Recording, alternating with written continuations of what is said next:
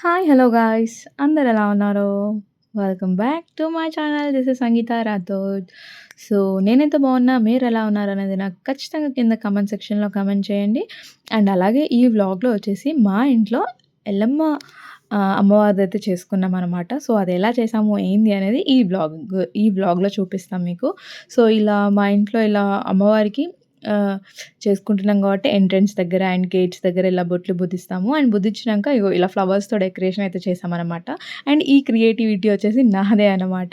So, దాని తర్వాత అమ్మవారికి బోనం ఉండాలి కాబట్టి, సో, బోనం ఇలా మొత్తం పసుపుతో బుదిచ్చి అండ్ బొట్లు గూడా పెట్టేసుకొని అండ్ ఇందులో అమ్మవారికి హ్మ్.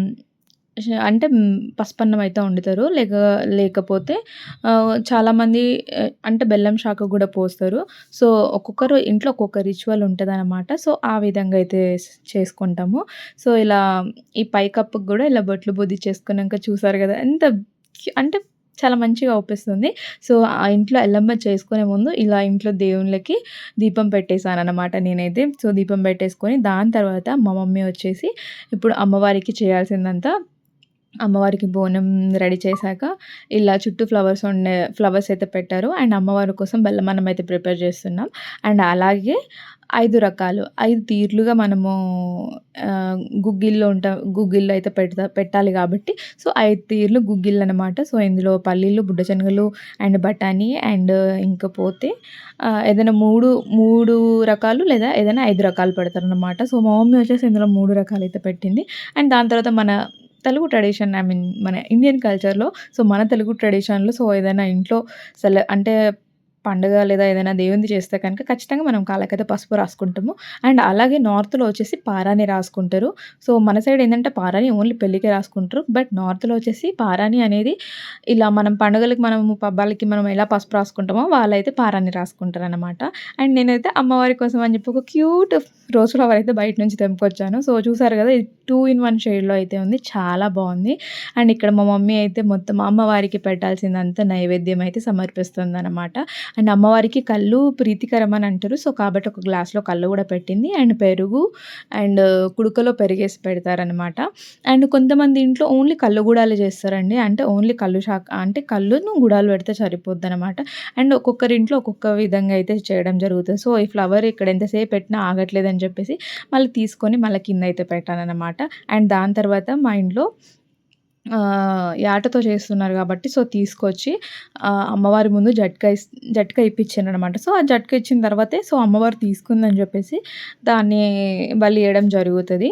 సో, యాక్చువల్‌గా ఇదంతా ఒక 1 మంత్ బ్యాక్ వీడియో షూట్ చేసిందనమాట. సో, అప్పుడు నేను సంథింగ్ రీజన్స్ వల్ల పోస్ట్ చేయలేకపోయాను. సో, కాబట్టి ఇంత లేట్‌గా అయితే పోస్ట్ చేస్తున్నా. సో, కాబట్టి నన్ను తప్పుగా అనుకోకండి. సో, ఒక కృష్ణ డివోటీ కన్వర్ట్ అయిన తర్వాత సో, మళ్ళీ ఇది ఎక్కడి నుంచి వచ్చిందని చెప్పేసి. సో, దీన్నైతే మా లాంగ్వేజ్‌లో మా బంజారా లాంగ్వేజ్‌లో సొలోయ్ అని అంటారనమాట. బ్లడ్‌తోనైతే దాన్ని ప్రిపేర్ చేస్తారు. అండ్ అదొచ్చేసి అమ్మవారి ముందు ప్లేట్‌లో సమర్పిస్తారు. సమర్పించినంక అండ్ అమ్మవారికైతే దండం పెట్టుకుంటారనమాట. అండ్ దండం పెట్టుకున్నాక అమ్మవారికైతే ఊదనేది ఇవ్వడం జరుగుతది. పొగ ఇవ్వడం జరుగుతది.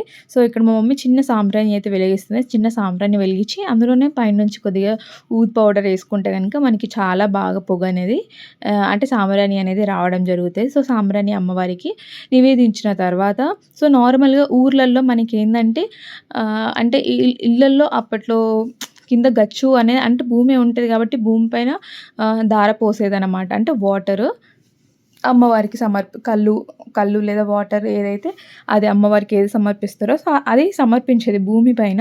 సో, ఇక్కడ మా ఇంట్లో ఏందంటే ఇప్పుడు ఇంట్లో కాబట్టి సో, మనము నేల పైన అలా ధార పోసినప్పుడు కల్లనేది ఎటు వెళ్ళడానికి ఛాన్స్ ఉండదు. మళ్ళీ అది మనమే తొక్కుతాం కాబట్టి.